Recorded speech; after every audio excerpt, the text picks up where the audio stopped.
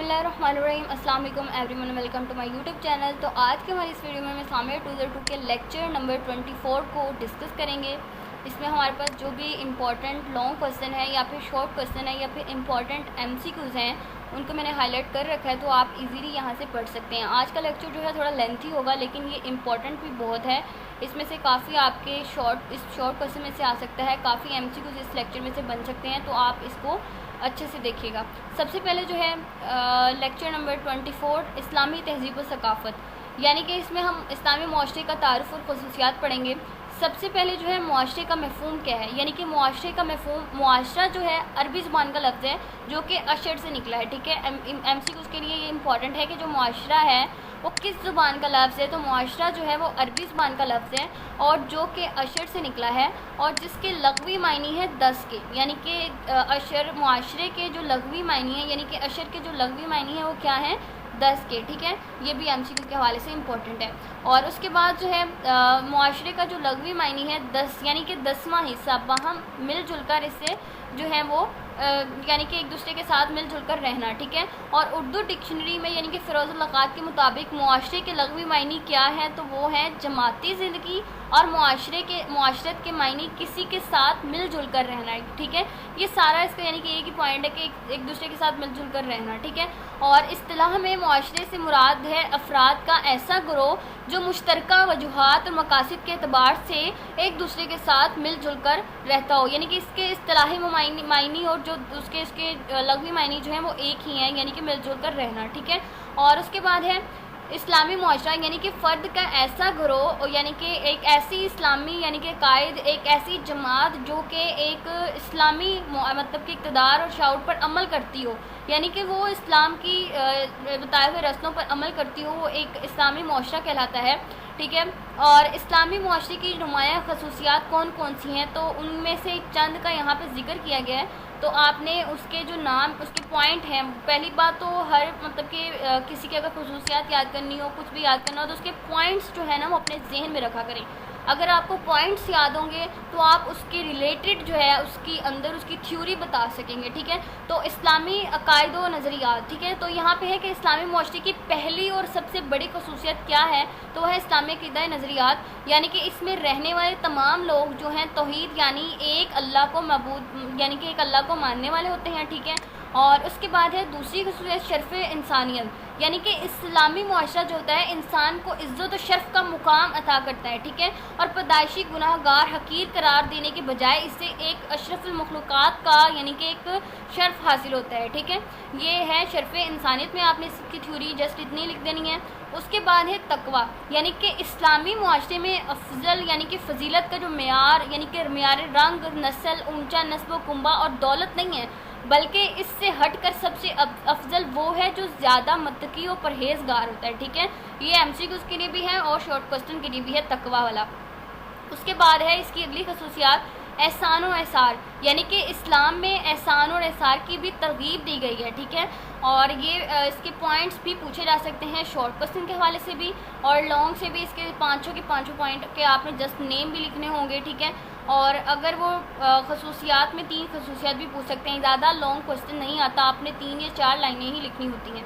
उसके बाद है रवादारी और अक़लीतों के साथ हुस्न सलूक, यानी कि इस्लामी मुआशरे में गैर मुस्लिमों को भी मुकम्मल माशरती मजहबी हकूक़ हासिल है। ठीक है, ये नहीं कि इस्लामी मुआशरे में गैर मुस्लिमों को उनके हकूक़ नहीं दिए जाते, पर इनकी किसी किस्म की कोई मजहबी या पाबंदी जबर नहीं होती। ठीक है, यानी कि उनको उनके मज़हब के मुताबिक ज़िंदगी बसर करने का इस्लाम ने पूरा हक़ दिया है। ठीक है, उसके बाद है अमर बिल मारूफ नही अन मुनकर, यानी कि इस्लामी मुआशरे में अवामुन नास की इस्तिलाह के लिए जो नेकी का दर्स देने और बुराई से मना करने की तलकीन की गई है, वो इसमें यानी कि अमर बिल मारूफ जो है अमर बिल मारूफ और नही अन मुनकर में बताई गई है। ठीक है, और ये उसका पॉइंट है। और हयादारी, ये भी इसकी खसूसियात में से है, किसकी खसूसियात में से यहाँ से, यानी कि इस्लामी मुआशरे की नुमायाँ खसूसियात का ही पॉइंट है ये भी हयादारी, यानी कि इस्लामी मुआशरे में हया और पर्दे को ख़ास अहमियत हासिल है। ठीक है, इतना ही जैसे आपने उसमें बयान करना होगा, अगर आता है तो اس کے بعد ہے امداد باہمی، ٹھیک ہے. اسلامی معاشرے میں امداد باہمی کو بہت اہمیت حاصل ہے، یعنی کہ اگر آپ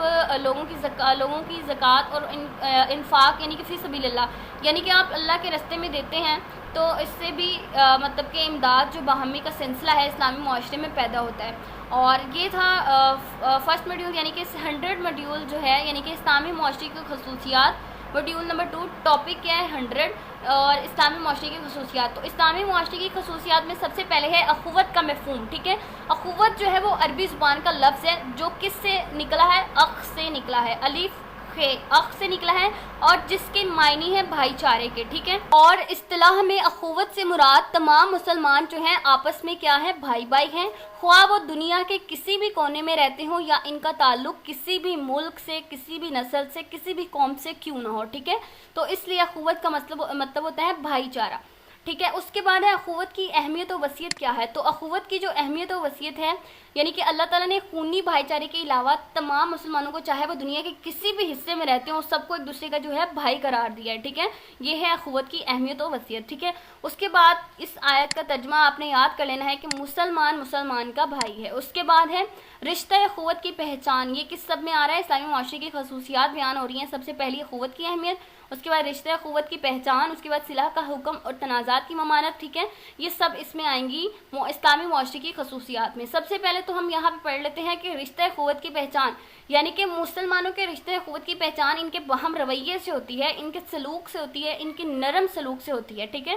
اور اس کے بعد ہے صلح کا حکم اور تنازعات کی ممانعت یعنی کہ رشتہ اخوت میں مضبوطی اور پائیداری کو فروغ دینے کے لیے باہمی تنازعات اور ناچاکی کی صورت میں بھائیوں میں ایک طرف صلح کا حکم دیا گیا اور دوسری طرف آپس میں تنازعات سے مکمل ممانعت کا حکم دیا گیا. یہ بھی ایم سی کیو کے حوالے سے بھی آپ نے یاد رکھنا ہے کہ ایک طرف جو ہے وہ کس کا حکم دیا گیا ہے؟ مطلب کہ ناچاکی کی صورت میں بھائیوں میں ایک طرف جو صلح کا حکم دیا گیا اور دوسری طرف جو ہے وہ تنازعات میں عمل یعنی کہ ممانعت کا حکم دیا گیا، ٹھیک ہے. اور نیکسٹ جو ہے ہمارے پاس یہاں پہ اثار اور قربانی یعنی کہ اسلام میں رشتہ اخوت کی بنیاد جو ہے وہ اثار اور قربانی پر رکھی گئی ہے، ٹھیک ہے. جس اتنی یہ کر لینی ہے. اس کے بعد ہے کہ مومن اور مومن کا آئینہ یعنی کہ نبی کریم صلی اللہ علیہ وسلم نے ارشاد فرمایا کہ مومن جو ہے یہ اس کی خصوصیات میں آپ نے ایڈ کرنا ہے نیم مومن اور مومن کا آئینہ. تو اس میں آپ نے جسٹ اتنا ہی لکھ دینا ہے کہ مومن اور مومن کا آئینہ ہے اور مومن جو ہے مومن کا بھائی ہے، ٹھیک ہے. یہ ایم سی کیو کے حوالے سے بھی ہے کہ مومن جو ہے مومن کا کیا ہے تو وہ بھائی ہے، ٹھیک ہے. اور وہ اس کی جائیداد کی نگرانی کرتا ہے اور اس کی غیر موجودگی میں اس کی کیا کرتا ہے؟ حفاظت کرتا ہے، ٹھیک ہے. اور اس کے بعد ہے اسلامی اخوت کے تقاضے کے ہیں. یہاں تک تو اس کی خصوصیات ہو گئی، ٹھیک ہے. اور اس کے بعد ہے اسلامی اخوت کے یہاں سے تقاضے شروع ہو جائیں گے یعنی کہ اسلامی اخوت کے تقاضے کون کون سے ہیں. سب سے پہلے تو ہے جان مال اور عزت کا تحفظ یعنی کہ اخوت کا جو بنیادی تقاضا یہ بھی ہے کہ مومن اپنے بھائی کی جان مال اور اس کی عزت کا جو ہے محافظ ہوتا ہے، ٹھیک ہے. اس کی حفاظت کرنے والا ہوتا ہے. اور پھر اس کے بعد ہے ہر مسلمان کا خون مال اور عزت و آبرو دوسرے مسلمان پر کیا ہوتی ہے؟ حرام ہوتی ہے as a M C Qs, ٹھیک ہے. اس کے بعد ہے مومن بھائی کے لیے خیر خواہی اور اس کے مفاد کا خیال، ٹھیک ہے. کہ مومن جو ہے اپنے بھائی کی خیر خواہی کرتا ہے اور اس کی مفاد کا جو ہے خیال رکھتا ہے. اپنی پسند کے درجے کے مطابق دوسرے مسلمان بھائی کے مفاد کا خیال رکھنا، اپنی پسند اپنی جیسی چیز دینا ویسے ہی اپنے بھائی کی بھی چیز دینا، ٹھیک ہے. اس کے بعد نبی کریم صلی اللہ علیہ وسلم نے مومنوں کے رشتے اخوت میں مضبوطی اور دوام کے لیے ایک ہی حدیث میں ایک مسلمان پر دوسرے مسلمان کے 6 حقوق جو ہیں بیان کیے ہیں. تو آپ نے یہ ایم سی کیو کے حوالے سے ہیں کہ ایک مسلمان کے دوسرے مسلمان کے کتنے حقوق ہیں؟ تو وہ ہیں 6 حقوق. اور وہ کون کون سے ہیں؟ سب سے پہلے تو ہے مومن کے مومن پر 6 حقوق ہیں اور جب وہ بیمار ہو یعنی کہ یہ لانگ کوسچن بھی آ سکتا ہے، ٹھیک ہے. تو آپ نے اچھے سے یاد کرنا ہے یعنی کہ جب بیمار ہو تو اس کی عیادت کرے، جب مر جائے تو اس کے جنازے میں شریک رہے، جب دعوت کرے تو اسے قبول کرے، جب اس سے ملے تو اسے سلام کرے، جب چھینکے اور الحمدللہ کہے تو جواب میں سننے والا جو ہے وہ یرحمک اللہ کہے، ٹھیک ہے. اور اس کی خیر خواہی کرے تو خواہ اس کی پیٹھ پیچھے ہو یا سامنے ہو یعنی کہ یہ نہیں کہ اس کی پیٹھ پیچھے کچھ اور ہو اور سامنے کچھ اور ہو، تو پیٹھ پیچھے بھی اس کی جو ہے خیر خواہی ہی کرے، ٹھیک ہے. اس کے بعد ہے یہ تو ہو گئی اس کے یعنی کہ 6 جو تقاضے ہیں حقوق کے مسلمان کے دوسرے مسلمان پر، یہ اچھے سے یاد کرنے ہیں، امپورٹنٹ ہیں. اس کے بعد ہے منافع اخوت چیزوں سے ممانت یعنی کہ کون کون سی چیزوں سے منع کیا گیا ہے منافع اخوت میں. تو وہ ہے کسی کا مذاق نہیں اڑانا چاہیے، طعنہ زنی اور الزام تراشی نہیں کرنی چاہیے، برے القاب سے نہیں بلانا چاہیے پورے ناموں سے، برے گمان سے اجتناب کرنا چاہیے، تجسس نہیں کرنا چاہیے، ٹھیک ہے، ان چیزوں سے جو ہے وہ کیا گیا ہے، ٹھیک ہے۔ اور غیبت کی ممانعت، یعنی کہ اس میں غیبت کی ممانعت بھی کی گئی ہے، تو اس میں یہ ہے کہ ایک مسلمان کو دوسرے مسلمان میں اس کے مال میں خیانت نہیں کرنی چاہیے، جھوٹ نہیں بولنا چاہیے اور غیبت نہیں کرنی چاہیے۔ اور نیکسٹ جو ہے سچائی، یعنی کہ سچائی جو ہے وہ کس زبان کا لفظ ہے، ایز اے شارٹ کوسچن آ سکتا ہے کہ سچائی جو ہے وہ عربی زبان کا لفظ ہے اور جو یعنی کہ صدق سچائی کے لیے استعمال ہوتا ہے، ٹھیک ہے۔ اور اصطلاح میں بیان اور حقیقت میں ہم آہنگی ہونا یعنی کہ سچائی کہلاتا ہے۔ حقیقت میں اس میں یہ ہے کہ ایک بیان ہوتا ہے اور حقیقت میں جو ہے وہ وہی ہوتا ہے جو اس میں بیان میں بتایا گیا ہوتا ہے، یعنی یہ نہیں کہ حقیقت میں وہ جھوٹ ہو، تو حقیقت میں بھی وہی ہو جو بیان ہے، ٹھیک ہے، تو وہ سچائی کہلاتا ہے، ٹھیک ہے۔ اور اس کے بعد ہے کہ یہاں پہ لکھا گیا ہے سچائی کا مطلب صرف اتنا ہی نہیں ہے کہ زبان سے غلط اور خلاف واقعہ بات کہی جائے، بلکہ اس کا جو دائرہ ہے بہت وسیع ہے، ٹھیک ہے۔ اس میں دل کی سچائی اور عمل کی سچائی بھی شامل ہے، اور دل کی سچائی کا مطلب ہے کہ دل میں کسی قسم کا کوئی میل نہ ہو، یعنی کہ نفاق نہ ہو، کوئی دغا یا فریب نہ ہو، ٹھیک ہے۔ اور عمل کی سچائی سے کیا مطلب ہے؟ اس سے مطلب ہے جو عقیدہ اور قول ہو وہی عمل بھی ہو اور وہی ظاہر و باطن میں پوری یکسانیت رکھتا ہو، ٹھیک ہے۔ اور قرآن کی اصطلاح میں یعنی کہ اس کو جو ہے صادق ہے، ٹھیک ہے، اور قرآن کے اسلام میں بھی وہ صادق ہو۔ اور اس کے بعد ہے یہاں پہ قرآن مجید کی یعنی کہ قرآن مجید و حدیث کی روشنی میں اہمیت اس کی بیان کریں سچائی کی، ٹھیک ہے۔ تو اگر سچائی کی قرآن حدیث کی روشنی میں اگر اہمیت آتی ہے تو آپ نے لکھنا ہے کہ صداقت و سچائی اللہ تعالیٰ کی صفت ہے، ٹھیک ہے۔ قیامت کے دن سچے لوگ بخش دیے جائیں گے اور سیدھے جنت میں جائیں گے۔ اس کے بعد ہے سچائی نیکی کا راستہ ہے، یہ اس کی قرآن حدیث کی روشنی میں اس کی جو اہمیت ہے نا سچائی کی وہ ہے، ٹھیک ہے، جو ہائی لائٹ کی ہوئی ہے جسٹ آپ نے اتنی ہی لکھ دینی ہے، یعنی یہ وہ پہلے زینہ ہے جو بندہ مومن کو نیکی ہدایت کی راستے پر لے جاتا ہے۔ اس کے بعد ہے سچائی یا جو ہے سیرت النبوی سے سچائی کی مثالیں، کون کون سی مثالیں ملتی ہیں سیرت النبوی سے؟ اگر یہ بھی آپ شارٹ کوسچن میں پوچھا جا سکتا ہے کہ حضرت محمد صلی اللہ علیہ وسلم کی زندگی سچائی کی واقعات سے بھری پڑی ہے، ٹھیک ہے، تو یہ MCQs میں بھی آ سکتا ہے کہ کن کی زندگی سچائی کے واقعات سے بھری پڑی ہے، تو حضرت محمد صلی اللہ علیہ وسلم سے، ٹھیک ہے۔ اور اس کے بعد جو ہے یہاں سے اعلان نبوت سے پہلے آپ صلی اللہ علیہ وسلم صادق و امین کے لقب سے مشہور تھے، یہ بھی MCQs کے حوالے سے امپورٹنٹ ہے۔ اور یہاں سے ہے کہ حضرت عبداللہ بن سلام آپ کی زیارت و ملاقات کے لیے تشریف لائے، یہاں پہ ہے کہ نبی کریم صلی اللہ علیہ وسلم ہجرت کر کے مدینہ میں طیبہ تشریف لائے، تو کون جو تھے وہ مطلب کہ یہود کے سب سے کون تھے جو آپ صلی اللہ علیہ وسلم کی جو ہے ملاقات یعنی کہ زیارت ملاقات کے لیے تشریف لائے، تو وہ تھے یہود کے سب سے بڑے عالم حضرت عبداللہ، ٹھیک ہے۔ اور اس کے بعد ہے کہ جھوٹ کی مذمت، یعنی کہ سچائی کا متضاد کیا ہے؟ جھوٹ ہے، تو اس کے لیے عربی کا لفظ کذب استعمال ہوتا ہے، ٹھیک ہے۔ جھوٹ کی مذمت یعنی کہ سچائی کا متضاد کیا ہے؟ جھوٹ، ٹھیک ہے، MCQs کے حوالے سے بھی ہے، اور اس کے لیے عربی کا لفظ کذب استعمال ہوتا ہے، یہ بھی MCQs کے لیے ہے۔ اور جس کے لغوی معنی ہے غلط بیانی کرنا، غلط خبر دینا، اور اصطلاح میں جھوٹ سے مراد ہے بیان اور حقیقت میں مطابقت نہ ہو، یعنی کہ ایک بیان کیا جائے لیکن حقیقت میں وہ ویسا بیان جو اس نے بتایا ہے وہ حقیقت میں ویسا کچھ بھی نہ ہو، ٹھیک ہے۔ اس کے بعد ہے ہمارے پاس کہ نبی کریم صلی اللہ علیہ وسلم نے منافق کی کون کون سی نشانیاں بتائی ہیں، تو لکھیں، تو یہ شارٹ میں پوچھا جا سکتا ہے۔ تو جب کوئی انسان کسی سے بات سنے جو منافق ہوتا ہے، جب کوئی انسان کسی سے بات سنے اسے بغیر تحقیق کے آگے پہنچا دے تو حدیث میں اسے بھی جھوٹ سے تشبیہ دی گئی ہے، اور کسی شخص کے جھوٹا ہونے کے لیے یہی کافی ہے کہ وہ سنی سنائی بات کو بیان کر دے۔ اور غفِ درگزر کا مفہوم، یعنی کہ یہاں پہ ہے کہ غف کے لغوی معنی کیا ہے؟ غف کے لغوی معنی ہوتے ہیں معاف کر دے، مٹا دینا اور بدلہ نہ لینے کے ہیں، ٹھیک ہے۔ یہ MCQs کے حوالے سے ہے کہ غف کے لغوی معنی کیا ہے؟ معاف کر دینا، مٹا دینا، بدلہ نہ لینے کے ہیں، بدلہ لینے کی استطاعت و طاقت روکنے کے باوجود بھی جو ہے معاف کر دینا، ٹھیک ہے، یہ کہلاتا ہے غف درگزر۔ اس کے بعد ہے یہاں پہ معاف کر دینا اسلام میں ایک ایسا قابل تعریف مستحسن جو ہے عمل ہے، ٹھیک ہے۔ اس کے بعد یہاں پہ ہے قرآن و حدیث کی روشنی میں اہمیت اس کی، یعنی کہ اسی کی اہمیت پوچھی گئی ہے کہ یہ جو ہم نے اوپر پڑھے سچائی کے بارے میں ہی ابھی اس کی اہمیت پوچھی جا رہی ہے قرآن و حدیث کی روشنی میں، یعنی کہ قرآن مجید میں اللہ تعالیٰ نے یہ غف درگزر کی اہمیت ہے کہ قرآن مجید میں اللہ تعالیٰ نے غف درگزر کو مومن کی صفت کے طور پر بیان کیا ہے، ٹھیک ہے، کہ جب انہیں غصہ آتا ہے تو معاف کر دیتے ہیں جو مومن ہوتے ہیں، ٹھیک ہے۔ اور اس کے بعد ہے یہ جو ہے آپ نے یہ جسٹ اچھے سے ریڈ کر لینی ہے۔ اور اس کے بعد ہے یہاں سے ہم پڑھتے ہیں گفتگو جو ہے گفتگو اور ملاقات کے اسلامی آداب، ٹھیک ہے. سلام کرنا کہ سلام کس طریقے سے کرنا چاہیے. ملاقات کے لیے جو پہلا اور اولین بات جس کی سلام یعنی کہ اسلام بہت ہی تاکید کرتی ہے وہ یہ ہے کہ جب بھی کسی سے ملاقات ہو سب سے پہلے کیا کرنا چاہیے, سلام کرنا چاہیے. یہ بھی MCQs کے حوالے سے ہے. اور اس کے بعد حدیث میں سلام میں پہل کرنے والے شخص کو اللہ کے زیادہ قریب تر قرار دیا گیا. یہ بھی MCQs کے حوالے سے ہے کہ کس شخص کو اللہ کے زیادہ تر قریب قرار دیا گیا ہے حدیث میں, تو وہ ہے سلام میں پہل کرنے والے کو. اور ارشاد نبوی ہے کہ اللہ کے نزدیک وہ شخص اولیت کا حامل ہے جو اسلام میں پہل کرتا ہے. اور ایک جگہ فرمایا کہ سوار پیدل چلنے والے کو سلام کرے, اور پیدل چلنے والا کس کو سلام کرے, بیٹھے ہوئے کو سلام کرے, اور تھوڑے آدمی زیادہ تعداد والوں کو سلام کریں. یہ بھی MCQs کے حوالے سے ہیں تینوں یہ جو جملے بن رہے ہیں. ٹھیک ہے. اس کے بعد ہے ایک حدیث میں کہ چھوٹا بڑے کو سلام کہے, گزرنے والا جو ہے بیٹھے ہوئے کو اور تھوڑے افراد کو. ٹھیک ہے. اور اس کے بعد جو ہے اسلام کی ایک تعلیم یہ بھی ہے کہ گھر میں داخل ہوتے وقت سلام کیا جائے. ٹھیک ہے. یہ بھی اس کی اہمیت میں لکھنا ہے. اور نیکسٹ جو ہے یعنی کہ جب دو یا دو سے زیادہ لوگ ملاقات کریں تو ان میں دو لوگوں کو آپس میں سرگوشی کرنے سے منع کیا گیا ہے. یعنی کہ حضور صلی اللہ علیہ وسلم نے فرمایا کہ جب تم 3 آدمی ساتھ رہو تو تم میں سے 2 آدمی تیسرے کو چھوڑ کر سرگوشی نہ کریں, یعنی کہ اس تیسرے کو بھی اپنی گفتگو میں ہے شامل کرو. ٹھیک ہے. اور تاکہ اس کو برا نہ لگے. نیکسٹ جو ہے یہاں پہ ہم پڑھتے ہیں اسلام کا. اس میں آپ نے جسٹ اتنی جو میں نے ہائی لائٹ کری ہیں اتنی ہی آپ نے خصوصیت لکھ دینی ہے اسلام کے بارے میں, سلام کے بارے میں. اس کے بعد ہے اسلام کا خاندانی نظام, یعنی کہ خاندان معاشرے کی بنیادی اکائی ہے اور یہی انسان کا سب سے قدیم اور ابتدائی ادارہ ہے. ٹھیک ہے. اور جس کی بنیاد پہلے انسان کے اس دنیا میں پیدا کیے جانے کے ساتھ ہی رکھ دی گئی تھی. یعنی کہ خاندان معاشرے کی جو بنیادی اکائی نا, اس کا جو قدیم اور ابتدائی ادارہ تھا اس کی معاشرے سے پہلے اس کی جو مطلب کہ بنیاد تھی وہ رکھ دی گئی تھی, اور اس وقت سے لے کر آج تک اس دنیا کے ہر معاشرے میں اس کا تسلسل بھی جاری ہے.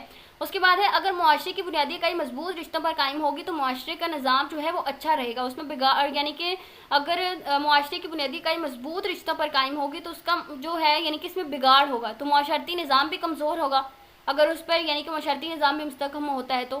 اور خاندان کا مفہوم کیا ہے, یعنی کہ دی کولمبین اسکاٹ میں اس کے مطابق خاندان سے مراد ہے کہ خاندان والدین اور ان کے بچوں پر مشتمل ایک ایسی معاشرتی گروپ ہے جو جنیاتی اعتبار سے یعنی کہ گروپ میں جو ہوتا ہے یعنی کہ انفراد پر مشتمل ہوتا ہے, اس سے کیا کہتے ہیں, خاندان کہتے ہیں, جس میں بچے, بیوی, شوہر یعنی کہ سب شامل ہوتے ہیں. ایکسٹینڈیڈ فیملی اور اس میں یعنی کہ بتایا گیا ہے جس کو لارج یا جوائنٹ خاندان بھی کہا جاتا ہے. ٹھیک ہے. اور یہ ایک اہم معاشی اور حیاتیاتی یونٹ ہوتا ہے. ٹھیک ہے. اور اس کے بعد اس کی تعریف کیا ہے خاندان کی, یعنی کہ اس میں ہے کہ افراد کا ایسا گروہ, کم سے کم 2 افراد, میاں بیوی یا زیادہ افراد جو کسی رشتے کی بنیاد پر ایک گھر میں اکٹھے رہتے ہوں, اسے خاندان کہتے ہیں. ٹھیک ہے. اور نکاح کا مفہوم کیا ہے, نکاح کے لغوی معنی کیا ہوتے ہیں, وابستگی. ٹھیک ہے. یعنی کہ پیوستگی کے ہیں, اور اصطلاح میں اس سے مراد ہے نامحرم مرد اور عورت کا میاں بیوی میں ہسبینڈ وائف کے رشتے میں جو ہے منسلک ہو جانا نکاح کہلاتا ہے. ٹھیک ہے. اس کے بعد قرآن حدیث کی روشنی میں نکاح کی اہمیت بیان کی گئی ہے, جسٹ آپ نے ایک دفعہ یہاں سے ریڈ کر لینی ہے. اور نکاح یہ بھی اہمیت میں ہی ہے کہ یہ جتنا میں نے ہائی لائٹ کرا ہے جیسے آپ نے اتنا ہی ریڈ کرنا ہے. اس کے بعد ہے یعنی کہ مہر اور جہیز کا جو اسلامی تصور ہے یہ جو ہے امپورٹنٹ ہے. جہیز عربی زبان کا لفظ ہے جو کہ جہاز سے نکلا ہے, تو اس کا مصدر یعنی کہ ہوتا ہے جہیز. تہجیز اس کے بعد ہے جس کے لغوی معنی ہوتے ہیں ساز و سامان, یعنی کہ تیاری, آراستگی وغیرہ کے ہیں. ٹھیک ہے. اصطلاح میں جہیز سے مراد وہ ساز و سامان ہے جو دلہا یا اس کے اہل خانہ کو تقریب شادی سے قبل اس کے دوران دلہن یا اس کے اہل خانہ کی طرف سے دیا جاتا ہے. ٹھیک ہے. یہ اس سے امپورٹنٹ تھا. اس کے بعد مہر والا امپورٹنٹ ہے کہ اسلام میں مہر سے مراد وہ تحفہ ہے جو دلہا کی طرف سے دلہن کو رشتہ ازدواج میں باندھنے کے عوض یعنی کہ بوقت نکاح کے ٹائم جو ہے وہ دیا جاتا ہے. اور اس کے بعد جو ہے اس میں موسٹ امپورٹنٹ ہے حق مہر کی مقدار, یعنی کہ اسلام میں مہر کی کم سے کم جو مقدار مقرر نہیں کی گئی, یعنی کہ کم یا زیادہ کوئی مقدار نہیں کی گئی, جتنا چاہے آپ دے سکتے ہیں. ٹھیک ہے. اس کے بعد ہے طلاق, یعنی کہ یہ طلاق اور خلا والا ٹاپک ہے. اس میں ہے طلاق کے لغوی معنی ہوتے ہیں قید سے آزاد کرنا, تفریق کرنا اور جدا کرنا وغیرہ کے ہیں. ٹھیک ہے. اور اصطلاح میں اس سے کیا مراد ہے, یعنی کہ ہسبینڈ اور وائف کے درمیان جو قائم رشتہ ہے اس کو یعنی کہ ختم کر دینا. ٹھیک ہے. کیا کہلاتا ہے, طلاق. اس کے بعد ہے اسلام میں جو ہے طلاق کو ناپسندیدہ عمل قرار دیا گیا ہے. ٹھیک ہے. یہ اس کے اندر ایڈ کر دینا ہے آپ نے. اور اس کے بعد ہے اگر تیسری طلاق دی تو عورت شوہر پر کیا ہو جاتی ہے, حرام. یہ MCQs کے حوالے سے ہے. ٹھیک ہے. اور نیکسٹ جو ہے ہمارے پاس خلا, یعنی کہ خلا کے لغوی معنی کیا ہوتے ہیں, اتارنے کے. ٹھیک ہے. اور اصطلاح میں عورت کا اپنے مطالبے سے رشتہ, یعنی کہ وہ اپنے حق سے اگر عورت چاہے تو وہ اپنی مطلب کہ مرضی سے جب لے سکتی ہے، ٹھیک ہے، علیحدہ ہو سکتی ہے، اسے خلا کہتے ہیں۔ اور نیکسٹ جو یہاں پہ ہے ہمارے پاس یہ ہے لاسٹ، یعنی کہ خلا صرف خاص سبب کی بنا ہو سکتا ہے، بلا وجہ رشتہ نکاح کو توڑنے اور خلا لینے والی عورتوں کو اللہ نے کیا کیا ہے، ناپسند فرمایا ہے، ٹھیک ہے۔ حدیث پاک ہے کہ جو عورت بلا وجہ اپنے خاوند سے طلاق کا سوال کرتی ہے، اس پر جنت کی خوشبو جو ہے وہ حرام ہو جاتی ہے، MCQ کے حوالے سے، ٹھیک ہے۔ اور یہی تھا ہمارا آج کا لیکچر، اور یہ لینتھی بھی تھا اور یہ امپورٹنٹ بھی بہت تھا، اس میں کافی زیادہ ٹاپک جو ہیں وہ کور اپ ہوئے ہیں۔ اور ایک دفعہ آپ نے ہینڈ آؤٹس کو جو میں اس کا لنک جو ہے وہ ڈسکرپشن میں دے دوں گی، تاکہ آپ ایزیلی خود بھی اسے ریڈ کر سکیں، ٹھیک ہے۔ شکریہ۔